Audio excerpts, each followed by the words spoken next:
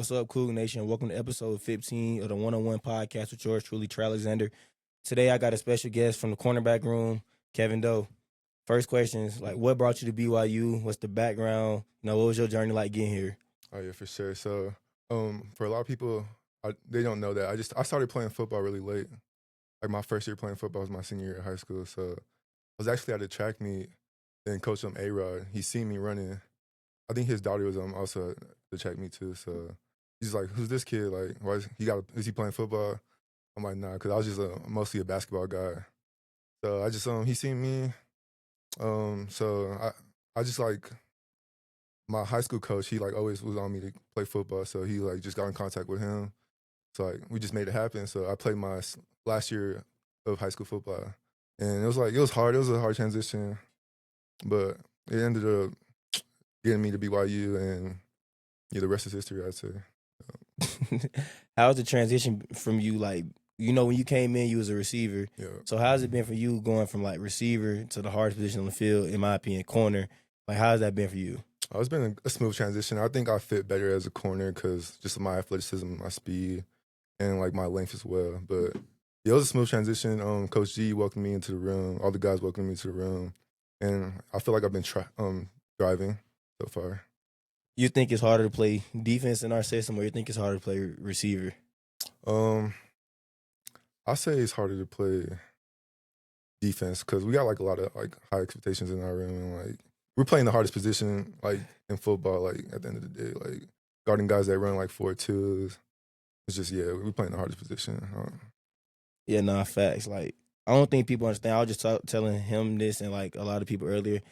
Saturday was the most locked in I ever been in a football game in my life. And even Eddie was talking to us about it.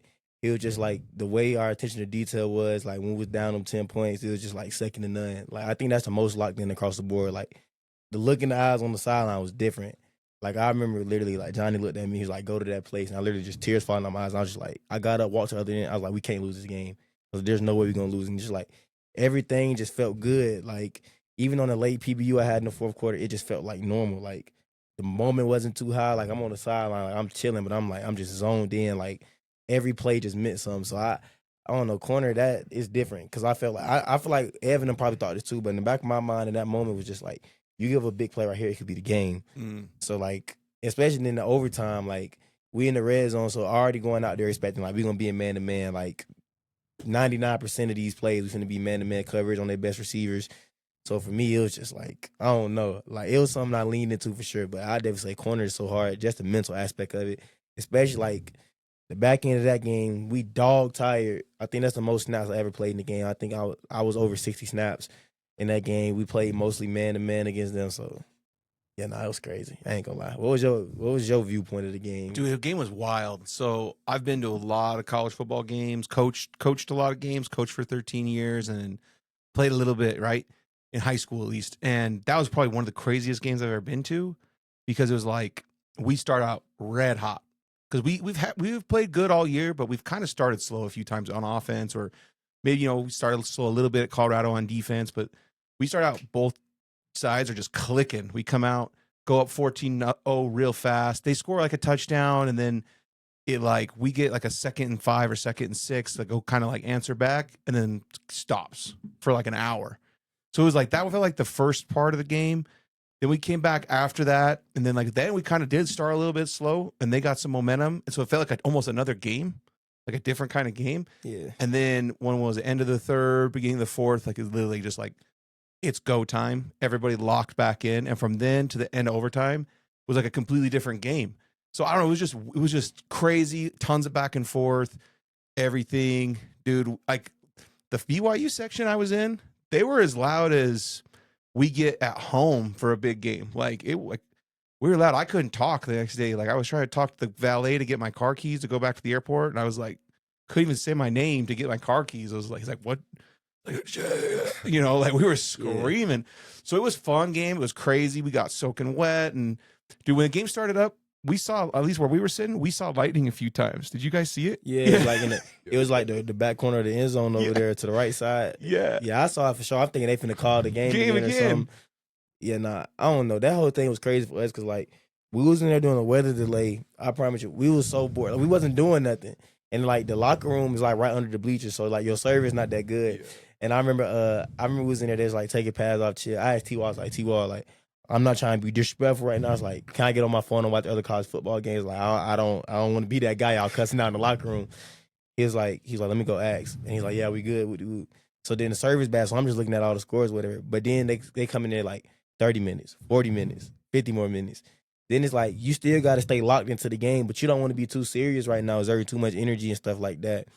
So me being me, I just started eating snacks, and I went to the training room, got me a hot pack, was in the locker. Like, we was literally all the corners, because like at any game, we all sit in like our position groups. So all the corners right here, all the safeties across from us, we literally sitting down like kicking it. And the polys been the polys, they in there singing music and hymns and all that stuff. So we just in there like, bruh, I don't know. That I would tell people like, it's crazy, because I feel like if that weather delay don't happen, I think that would have been the first complete game we played, because we came out on fire. Like, I ain't gonna lie. 14-0. It's crazy though. People don't know. KD really jinxed the weather delay. I promise. I promise y'all not. As soon like, I promise you, it got to the 2nd and 5. KD sitting right next to me. I looked to him. He was like, "But they finna call the game." I promise you. I look back to watch. I'm like, "Don't say that. Don't say that." I look back to watch the play. Look.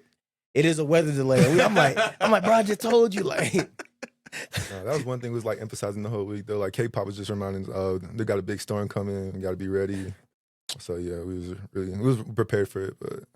It was crazy though, because Coach Pop was making the storm way worse. He had like we was playing Hurricane Katrina. I promise you, like, Coach Pop was like, he was just convinced like the sky was gonna be falling, like it was gonna be weather like we have never seen before. And in my head, I'm like, he was like tropical storm this. I'm like, Coach, like I'm from Georgia, and like we got tropical storms. Like you don't have hurricane warnings, tornado warnings. So I'm like, Coach, I don't think it's gonna be that bad. Like I get it's gonna be like raining or whatever, but like, come on, Coach, like you. And then Coach Hill was convinced the same as me. He was like, yeah, it's going to be some rain, but I don't think. Then Coach Pop was just like, no, like I'm telling you, like specialists, like ball security. I'm like, Coach. So yeah, that whole game was just like, I don't know, it was crazy. It was definitely like 3 different. Like it seemed like the game started and ended in 2 different days. Yeah, like it was just it was like 5 hours. 5 hours and 20 minutes from the time you started the game to when it was over. So that's what I was saying. It was like one of the crazier games, and then just like going for it, and then it was like, we're like 3rd and 3 from goal, like 3rd and goal from like the 3, and all this stuff, and like Arizona fans are like chirping back and forth, and like, dude, I'm telling you, it was just an intense game the way that all went down. So it was fun though. Yeah, no, it definitely. What would you say your favorite part of the game was? I'll just say that 4th quarter, like with all our fans like cheering us on, like. It was getting to a point where like Noah Fafita, like Kalani said, he couldn't even hear like in his own stadium. Like that's just crazy. Like you can't hear in your own stadium, so it just shows like how great our fans are. Yeah, I definitely say my favorite part personally, the game. I mean, it was 2 parts. When I got the tackle for loss, it just had me turn, because I was telling people like me and Coach Phillips was playing about. He's like, "Oh, you get a tackle for loss." And I was like, "Coach, you don't understand as a corner how hard it is to get a tackle for loss. Like 9 times out of 10, I'm be in coverage." And I'm gonna be far enough from the ball to the point where like I can never just trigger that fast. But we was in the call to the point where I saw the ball bounce, and then I mean, it was just textbook. Coach, he always be talking like every running back we go against they all different, they run different. So this one, I didn't feel like he ran like as hard as other ones I seen. But I had the good hang. I was just like, yeah. When I made the play, I would just turn, and then Jack was right there with me. And then like the PBU on the fade ball, like in the 4th quarter. I mean, in my head, it was like I had stopped one earlier in the game. I was strapping the whole game, so. The fact he came at me, like, in my opinion, like, one of the biggest plays of the game, one of the biggest moments of the game, it was just like, I don't know, it was funny, because right before I went on the field, Raider dad, Jack Mooney, he came and he's like, Trey, like, these are the moments you pray for, like, you need it right now. Like, everybody was talking to me. Then when the ball came, I was just like, oh, really? Like, and I made a play. I wasn't even going to celebrate. Then Coach G just looked at me. I was like, all right, come on, I got to celebrate. And bro, I ain't going to lie, that game was fun, though. Like, literally. It was funny. There was some Arizona fans right behind me on that pass breakup, and they're, that's PI. And then they showed the replay on the screen. He's like, nah, that wasn't PI. That was actually great coverage.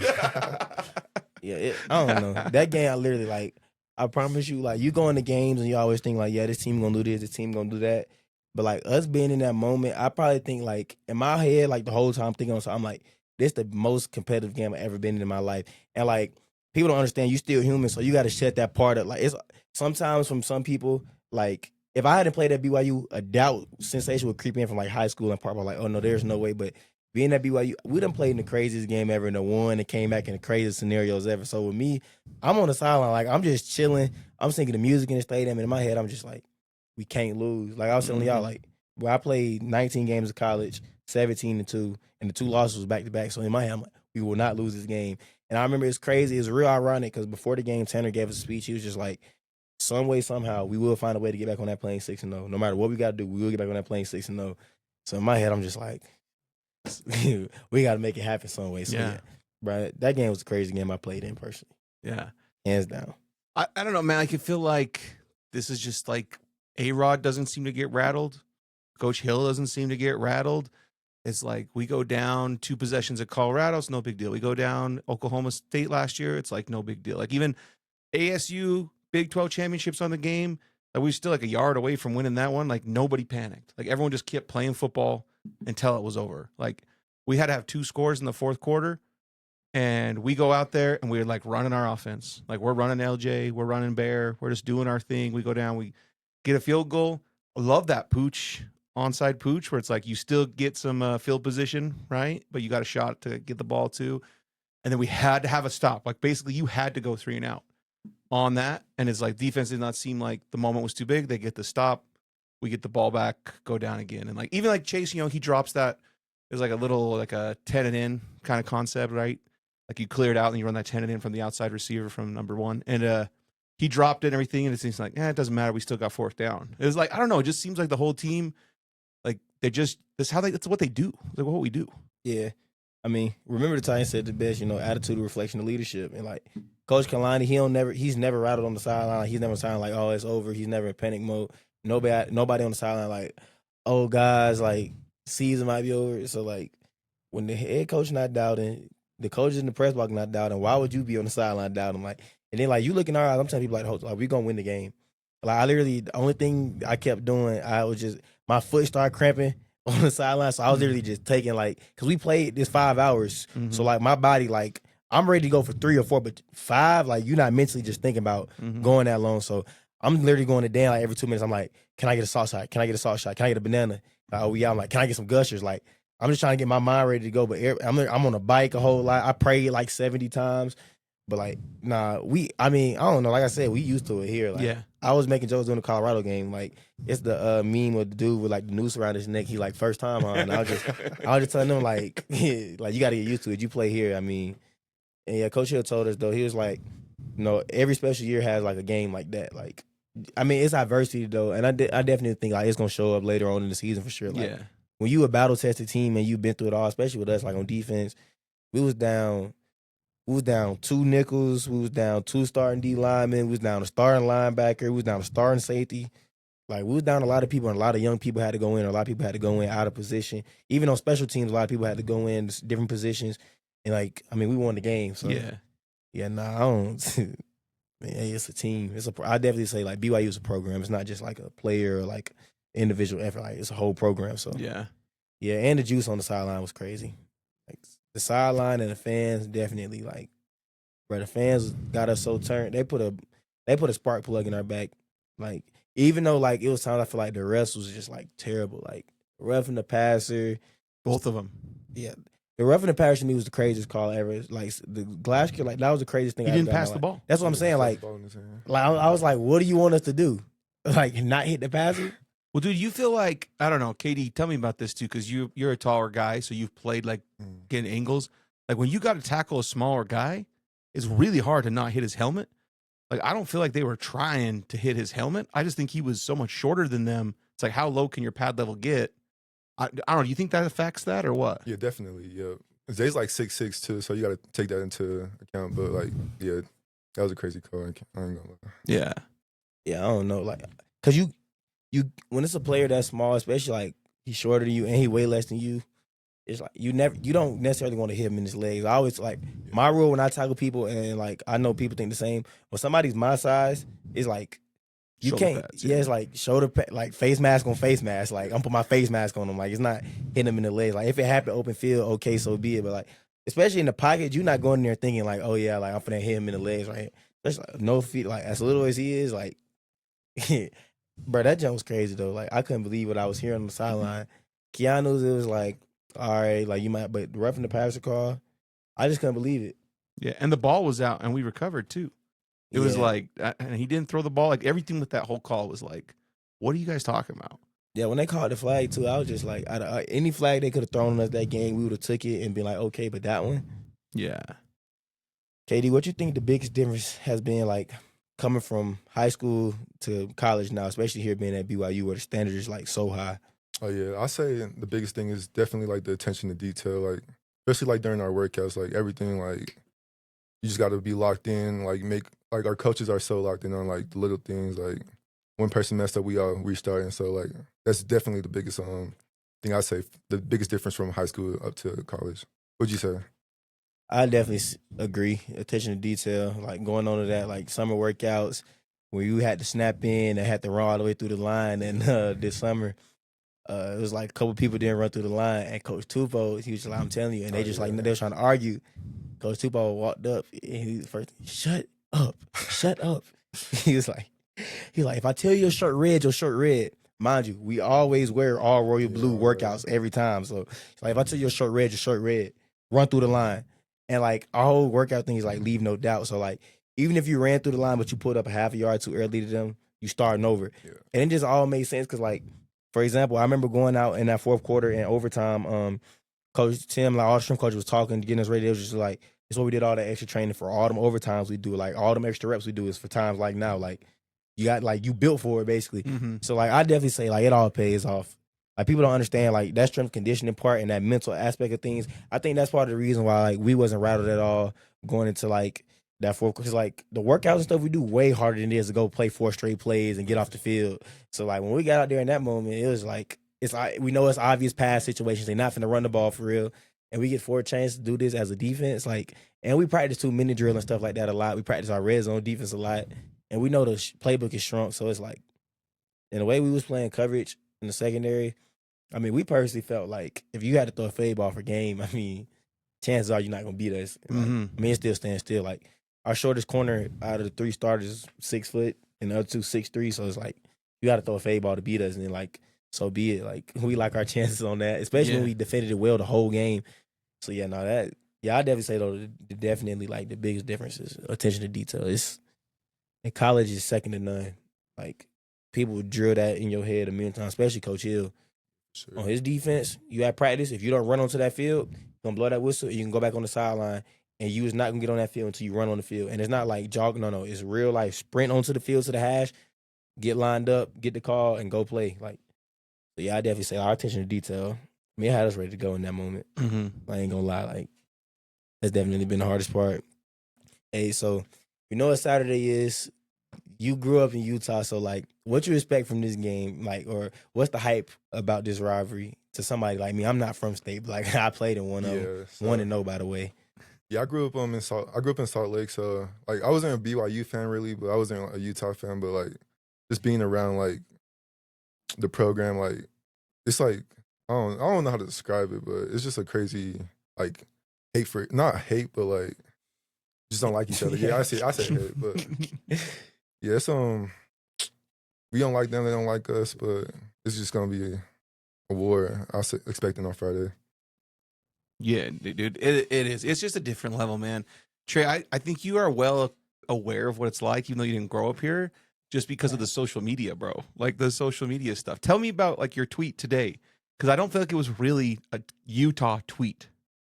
Nah. You have a connection kind of there, right? Like, tell me about that. All right, so kid, Kanai Watts, like me and him like this, like little brother to me. Like me and him talk all the time. We played on the same 7-on-7 team, and we both had 0 offers at one point, and we just used to always like keep each other head on straight, always check on each other, make sure we good. So Kanai plays on the same high school team as the kid that flipped from Utah to Missouri.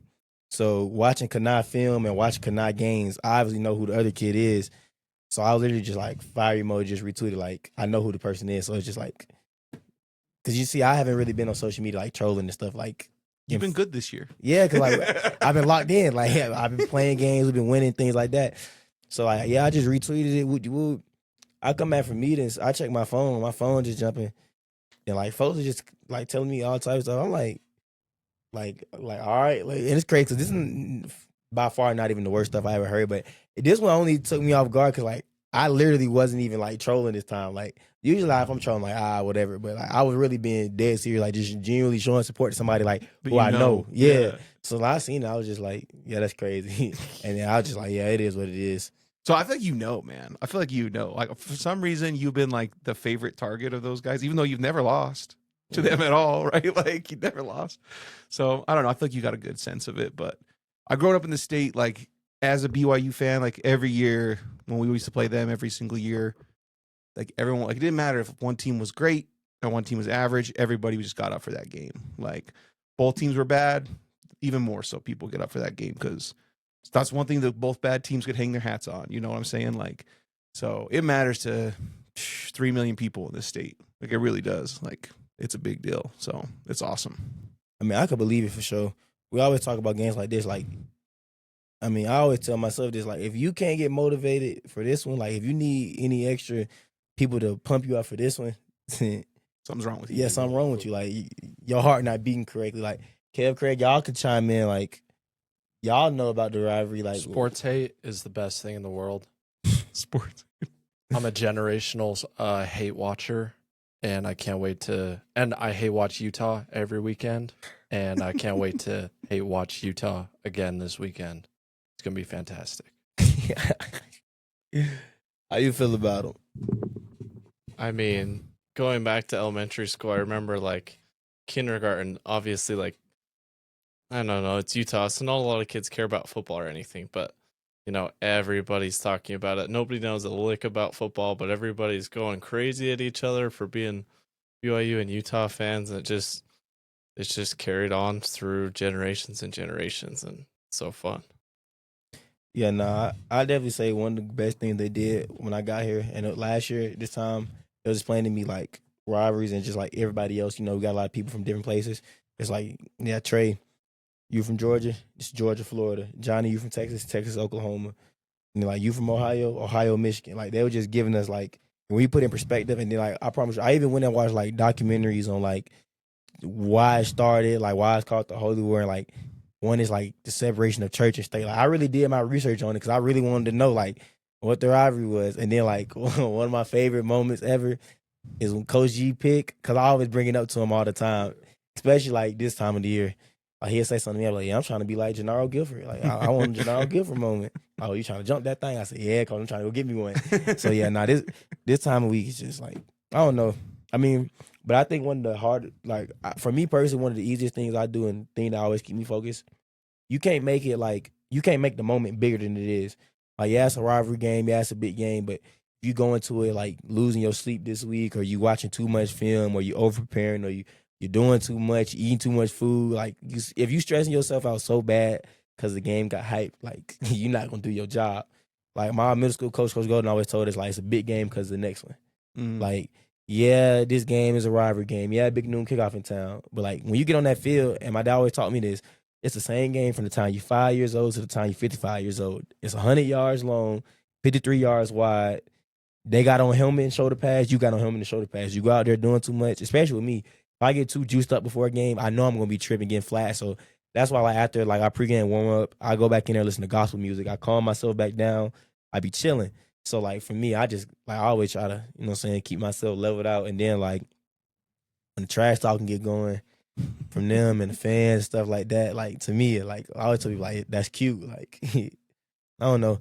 I ain't gonna, one of their players had said something about it, like to me or whatever, and I just told him like that's cute. And I literally told him the exact words. Gotta bring guys to get ass. Like it's cool. Like you can say whatever you want, but like, you know what I'm saying? Like the game played in between the lines. So yeah, I think it's gonna be different for you this year at home in Lavelle. yeah. Because it's going to be every bit as loud, every bit as intense. It's just going to have a different flavor to the intensity. Like, and obviously, you know, you got your home crowd and stuff, but like, it'll be all the excitement, all the hype, and plenty of hate, but a little bit different kind of hate. You know, it'll be a little bit different. Like, I think you're going to love it, man. Yeah, no, BYU the most unique crowd I ever played in front of.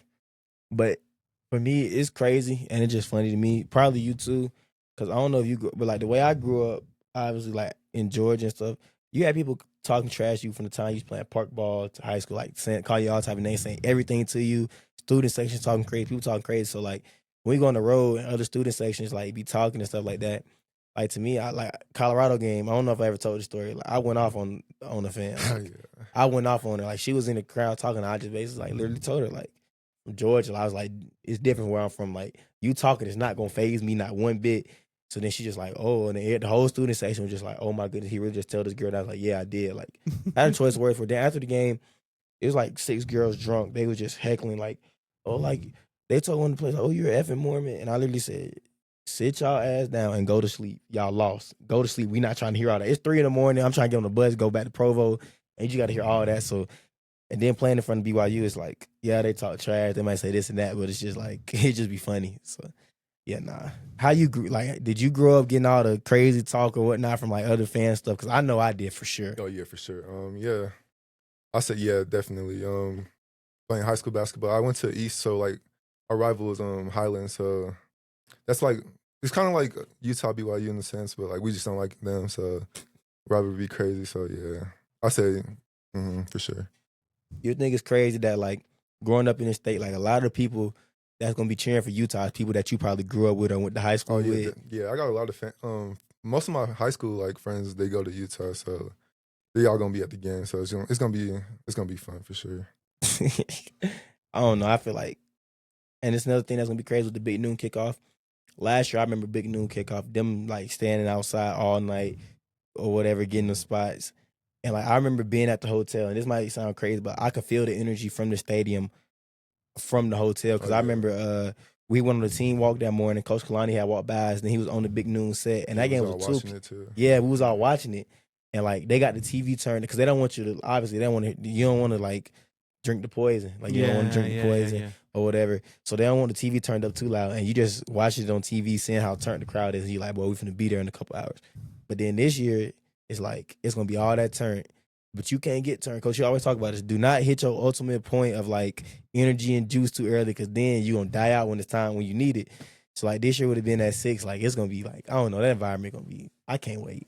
It's gonna be blast, man. I'm pumped for it. Yeah, nah, it's something I'm waiting. You guys, for. you've watched some film, obviously, but your big breakdown will be tomorrow, probably. Yeah, Right. The coaches will break it all down for you. Kind of game plan, install stuff will be tomorrow. yeah, It's usually how it goes, right? yeah. So, but initial watch. You have any thoughts, takeaways? KD, what about you? Yeah, you go watched first. them. Oh yeah, they're definitely gonna run the ball a lot. They got a really good O line. I'd say. Yeah. So yeah, we should be ready for that. They got some athletes that play both ways. So they got some talented players. I'd Oh, for say. sure. Yeah, Mhm. for sure. I mean, my breakdown on them. I was like you said, O line good. You know, probably one of the best O line, if not the best O line they ever had in school history. So they're definitely like a cornerstone of that team for sure. The O line is legit. Quarterback athlete, like he can beat you in multiple ways. Receivers, they got some talented people like he was saying. You know, 23 plays both ways. Leonard Barton, he goes both ways. Smith play both ways. So they got some people that could beat you. Defensively, their defense is always good. And I definitely say like with our coaches being from there and their coaches being from here, whatever. The scheme is literally like identical. If not, no, forget identical. The scheme is the exact same. So when we go out there and our offense on the field, we're gonna know what defense they're running. When we on defense, they're gonna know what defense we running. Like it's the same exact scheme, the same people like they coach together, played against each other like forever. So they all know each other. Yeah, A-Rod was OC up there twice. Jay Hill was up there. Kalani was the DC for a long time Yeah, up there. Coach Witt played here. Yeah, Kalani, Coach- yeah. Coach Anya. Yeah, it's like so many. Ray, our receiver, Raylan was up there with him. Like, so yeah, so when we going to games like this is just always crazy because like it's never gonna come down to out scheme issue or a talent issue with games like this because like it's literally the same as like people.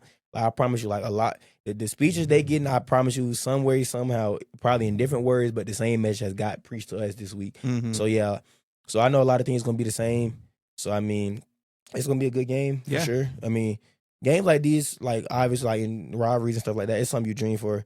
Like if you're a competitor, like you look forward to playing good competition. You look forward to playing in big games. Like if you don't look forward to playing in big games, like something wrong with you. Like I said, like you shouldn't need motivation to get up for this one. I don't think nobody will. Like on their side, or they gonna come with it. On our side, we gonna come with it. The fans gonna come with it. And like for me personally, I'm not one of them people who would be like, oh, like don't be insulting the players. Like if one of their fans want to say whatever to me, I tell them it's cute. Like it's funny to me. Like I think it's a mistake to talk to you. Yeah, I don't think people realize that, but like, I lean into the talking. That's what I'm like, saying. I open. If anybody want to talk to me, if any player want to talk to me, I love it. Even Like, on your own team in practice, like it oh doesn't yeah, matter. like my teammates know for sure. I'll be the first one to talk to them. Like, it's just like something I grew up playing with, and it's just like sometimes when I'm bored or like not even bored, if I'm just like if a team hasn't said anything to me all week, but like a fan has said something, like last week for example, Arizona wasn't really talking all week, but my dad's flight had got canceled. So in my head, it just sparked something. I was like, my dad had to fly all the way out here. The flight got canceled because we had to play in Arizona. So stuff like that. I'd be fine. I'm a little I'm a little psychotic in the ways. Like I find something just piss me off. And then like ECU, for example, we find ECU on American Airlines. We didn't have TVs on the plane. I told Coach G, like, I'm pissed off tonight. I'm gonna have a game tonight. Like, so stuff I just be looking for little stuff. So when fans talk to me and stuff like that, Easy like, motivation. yeah, like it get me going. Like it just give me another reason to just go in the game with that in the back of my mind. Like, all right, they talking. Like, yeah, so I don't know. These games like this be fun for me. I love the talking. Yeah. I'm not gonna lie. I've been that way since I was a kid. Like, Yeah. the talking is just it don't make me sad. It don't make me feel some type of way. It just turn me up. Like, Yep. it's like, okay.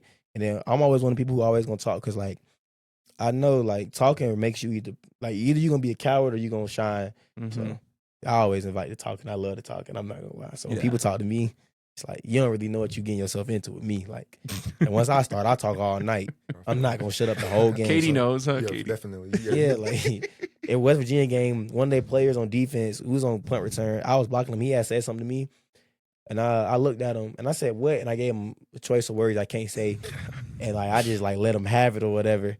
And he just walked back to the sideline. And one of Wayne Latu, one of the lawyers at our school, or whatever, like he like that's like Uncle does. Like Wayne cool. Yeah. He posted a video in his stories like, "Why you cut the video short?" He was like, "Oh yeah, because the cuss words started flying. I just couldn't post that on my Instagram." He was like, "Yeah, Trey, I was standing by one of the donors, and he was like, I had to tell him like, yeah, that kid's not from here." And I don't know. It's just I don't know. And my dad gonna be in town this week too, so Yeah. playing it from the pops always get me turned. Yeah. Then like Rob gonna be at the game this week. So hopefully some way somehow I can get Rob on the field before the game, get us our pregame speech. Oh, yeah, for sure. Because we get one this week, I promise you. That's gonna put a battery in our back, like I promise you, like Rob Daniels the GOAT. Yeah. Greatest pregame speeches I ever had in my life. You might not need motivation, but when he give it to you, I promise you, like he had you on the field, like every game he's like, I promise you, he have us ready to go. Yeah. I don't think we ever lost after a pregame speech from him. Dude, so with teams like you guys are so familiar with them, they're so familiar with you, everyone's coached together, coached against each other. You feel like it just comes down to who locks in and makes the most plays. It's not like extra game prep is going to help. Maybe, people might throw a trick play out here or there or something like that. But like for the most part, don't you feel like it's just going to be like who can lock in for the longest on the most plays? Or what do you think it kind of comes down to in a rivalry game like that? In the coaches aspect, I feel like they know each other well. But as far as players, like I was saying, a lot of people not from here, so it definitely gonna come down to what group of players prepares the best and who's the most disciplined and who sticks together no matter what. Because a lot of teams that lose, like for us, the other night, if we would have fell together at any point, it would have been easy for us to lose that game. But like you gotta have your players stick together no matter what. Like no matter what happened, like a call can go against them. Turnovers can happen, whatever happens, your players got to stick together and you got to be prepared and you just got to be disciplined. You just got to have everybody on the same page doing they 111. And when people do they 111, I mean, it's going to be hard to beat either team. So I definitely say like whoever's prepared, whatever group of players prepared the most disciplined, and people who going to do their job. Like that's what it's going to come down to really. Yeah. Do you think, Katie, do you think that's kind of the right answer? Or Yeah, there's another definitely. element to that or what? Yeah, one thing our coaches was harping on today was just like whoever's like the most prepared team's gonna win. So yeah, it's gonna come down to that for sure. Yeah, it got to. Because games like this, and like Coach Hill told us last week, I always write down a bunch of stuff in my notes. He always told us, like, the bigger the game, the playmakers step up. So, like, when the game gets big, like, for me, I said, I had, like, captioned that on one of the pictures I posted last week after Arizona game. It's just, like, it's true. Like, when you get in the game, if you say you so good or if you say you want to be so great, like, when your team needs you and the team needs a spark, especially when the opponent is good, like, you got to step up, especially, like, today, Coach Hill talked to us about a flow state. He basically told you, like, it's hard to get in the flow state when your opponent is not the best. And Utah is the best team we see probably all year, or at least up until this point.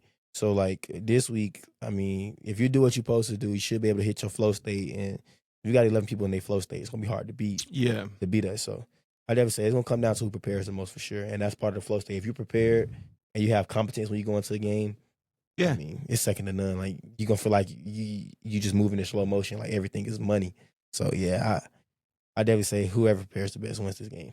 What y'all think, like from a fan's point of view, like what y'all think this game will come down to? Man, I just think like playing smart football, like this game historically, whoever wins the turnover margin, I mean, most of the time wins, not all the time, but if you look at it, how many times we played Kevin Craig? Almost 100? I don't know. Over 100 games we've played. You know, typically the people who control the ball, who have the turnover margin on their favor, they usually win, but not always, right? Sometimes it's just like you guys said, like you can be down 2 scores or you can be down with turnovers or that. And like if you're doing your 111th, you stayed locked in, you know, you win. But that's the thing. I remember it was a few years ago where they were like talking about how critical that's been in this game is the turnover rate. How many is it, Craig and Kev?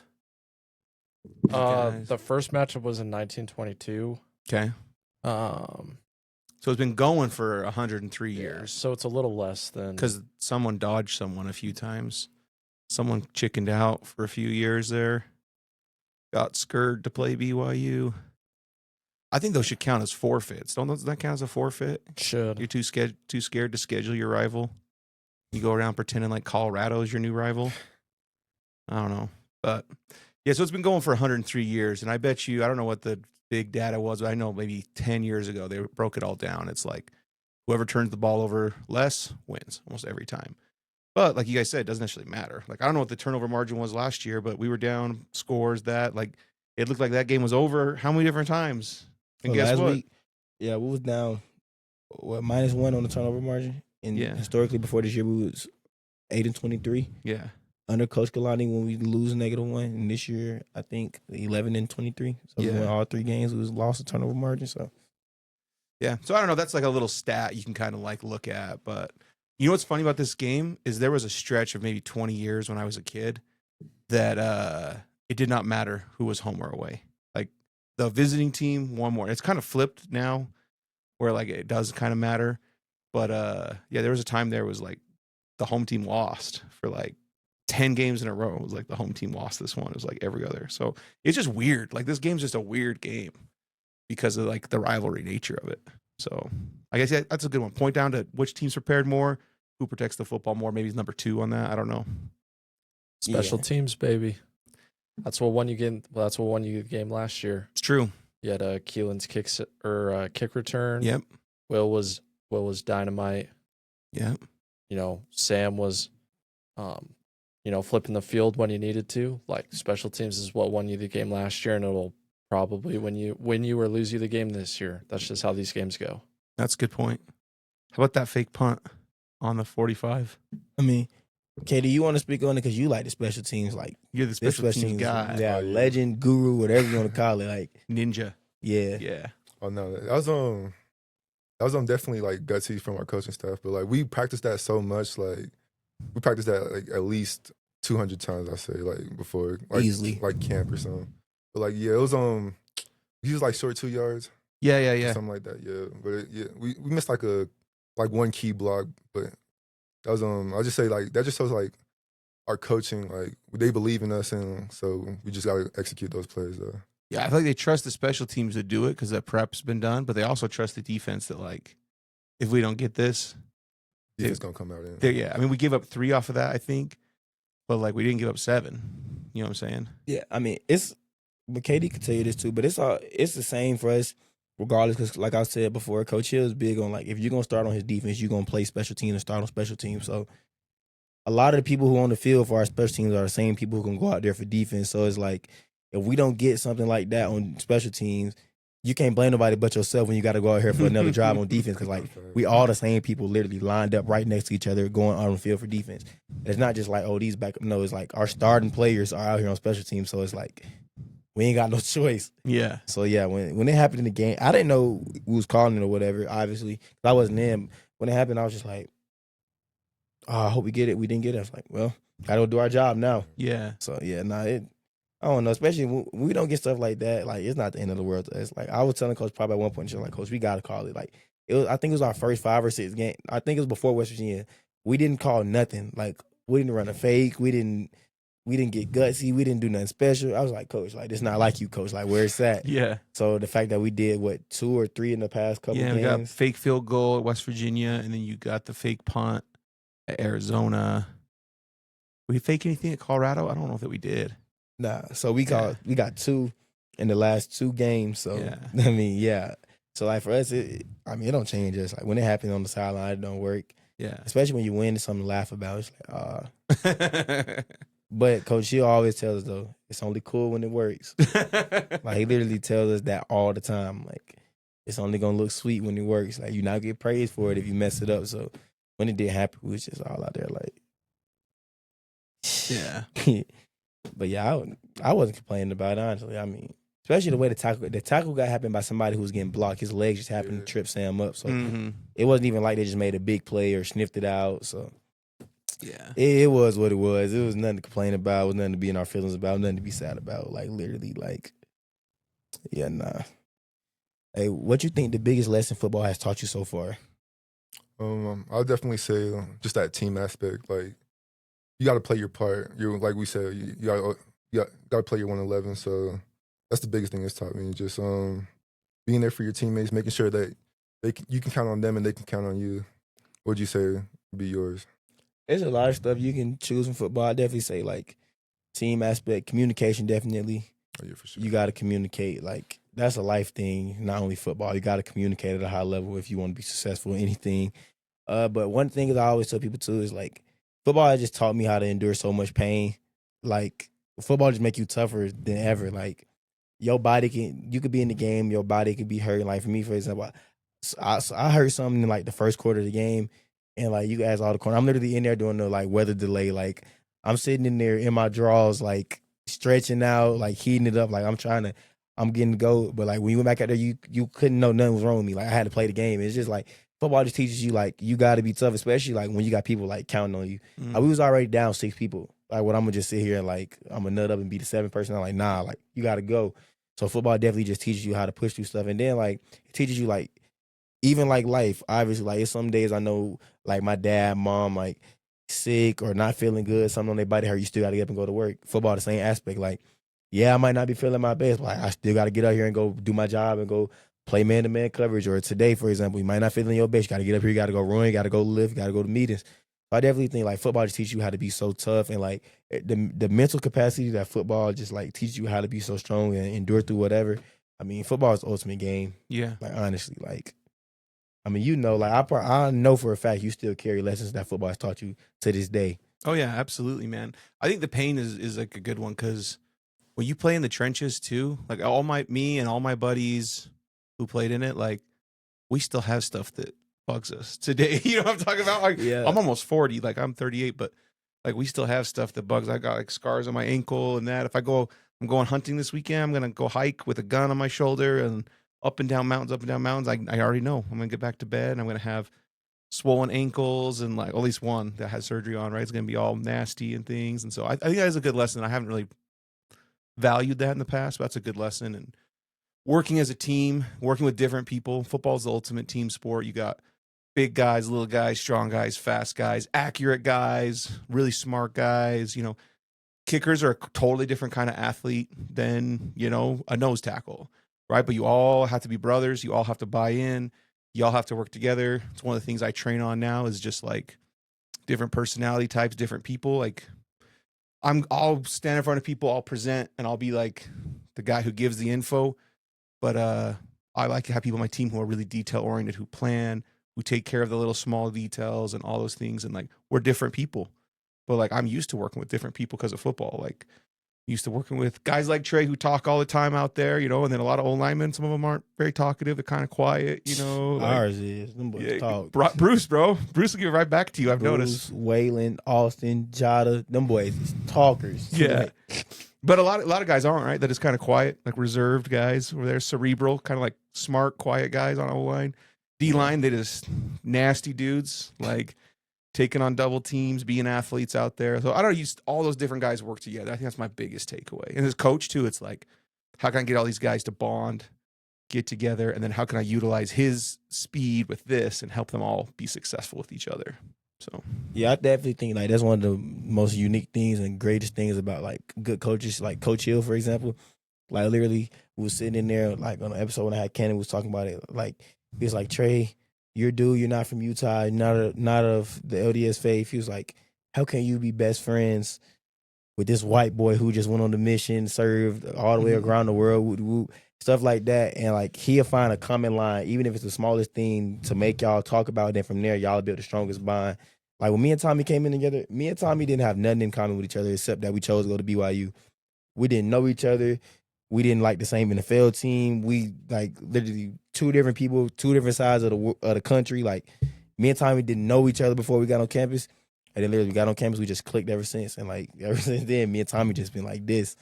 And like I told him, it's part of the reason like why I wanted to win so bad too. We was going back to Arizona for him for his second time since he's been in college. He couldn't play, so I just told him like, we got to win for you. yeah, Like even after the game, I got the PBU out. I said, yeah, that was for you. I told him like Tommy the King of AZ. Even without him playing, like told him like that's your. Because then Tommy gave us the pregame speech too before the game. Yeah, Tommy sent me a picture like he was overly passionate, like he was just red, and it's not gonna be in the cut for sure. Anna was right there recording. None of that footage is gonna be in the cut. Like not a second of it. Like if you see the DB huddle, it's gonna be like with music over it. None of it is gonna be in the cut. Yeah, Tommy was definitely passionate. So yeah, that's what good coaches do. They're able to bring you together, like people who don't know each other from like can of paint, and able to get you on the same page and get you able to just go. And it's just that's one of the funnest things about football. I honestly say, just like you said, meeting different people, working with a whole bunch of different personalities, and sometimes you got to put your personality to the side. Like for me, sometimes like when people be talking and giving certain speeches, like I'm a talker, but I'm not a real like rah guy per se. Yeah. Like I'm not a real get in front of the team all the time and just like give a whole bunch of speeches. I'm more so just like, let me go on the field and just let me fly. Or like when I'm talking, let me talk however I want to and don't try to calm me down. right. But then I also notice like if you don't do that to some people, like you got all people all over the place, you're not gonna have a team. Because boy, some people just can't like. Because Coach Lonnie, for example, he just like don't be trying to talk and woo, that's not us. He always come be like, Trey, you have your fun, just don't give me a flag. And so like they just find ways to like, you got to be able to talk to people, but you got to be able to like just like delegate. And it makes sense because like if everybody went up there and tried to talk like me, Yeah. we wouldn't have a team because everybody getting kicked out the game for sure, 100%. So, yeah, football is. I mean, it's beautiful. It is, Sport. dude. It is the best sport out there by far. It's like the physical aspect, the team aspect, like the different talents together, and then I don't know, man. It's just perfect. Yeah, facts. What's something about you that most fans wouldn't know? I'll just say, just coming from a basketball background, I played basketball growing up. I scored 1,000. People don't know I scored like 1,000 points in high school. So I'm definitely the best basketball player on the team too. So I say that. I don't know. I think Cannon is, but I ain't trying to hear that. so you think you're better basketball? I actually grew up playing against Cannonball, and I grew up playing like AAU against him and JoJo too. But yeah, Cannonball is nice. I ain't gonna lie, but I definitely put myself at the top. I don't know, but yeah, my stuff people don't know about me. I don't think I ever told people this, but like I don't like pizza. Like I honestly like despise pizza. Like when the sauce come out the pizza, if I bite one slice of pizza and the sauce come out of one slice of pizza, I'll throw the whole box away. All 8 slices or however many slices in the box, I'll throw the whole box away. I just can't stand pizza for real. Like, I'm not a big pizza guy. Now, I would never be the person to just say, like, I never eat pizza. Like, if I, like, have to or whatever, like, I will eat it, but I'm not a big pizza guy. Like, if you see, my choice would be, like, cheesy bread and stuff like that, but, like, I'm not a pizza guy at all. I really, like, despise pizza. Like, I can't stand it. That's something that people don't know about me, but I swear I hate pizza. So, yeah. But what's his name? Barstool President Dave. I don't want to say his last name wrong. Portnoy. Yeah. You come to Provo this week. Everybody's saying go to Nico's and what else? As people say Slackwater. What else they been saying? Yeah, Nico's got good flat pizza, thin crust pizza. Who else has got thin crust in I think Utah? Slackwater Oh, does. Fat Daddy's has a New York thin crust. Yeah, Fat Daddy's was cool. I ain't gonna lie. Yeah. We ate Fat Daddy's one. I ate Fat Daddy's, Nico's, and I ate Slackwater, obviously. Yeah. I like all of them. Slackwater fire to me though. I ain't Yes. Yeah. He went to Slackwater at a Utah on Utah's campus when he came. He should go to Fat Daddy's, I think. Or neither one's fine. Nico or Yeah. Slack Daddy's is fine. Moz is good too. Yeah. I like Moz too. Yeah. Yeah, he need to go to Chubby's. He get some other food in this. Yeah, get rid of that pizza, Dave. Get over to Chubby's. He go to Chubby's. He gonna be like, oh, I didn't know Utah had good food like this. So, Yeah. nah, I'm not a pizza guy at all. I really like. People try to bring me pizza, like I might look at you crazy. Like I really hate pizza. But like, have you been to New York? Have you had like authentic New York pizza? I've been to New York. I've been to Chicago. I just don't like the sauce and pizza. I just can't do it. When the sauce come out the pizza, I'm telling you, it's just like it'll drive me insane. I just can't eat it. Dude, I am the only person probably in the state of Utah that hates sweet pork. No, I don't feel like that's not true. I do not feel. Thank you. I don't feel like Mexican food should be sweet. I want it to be savory and spicy.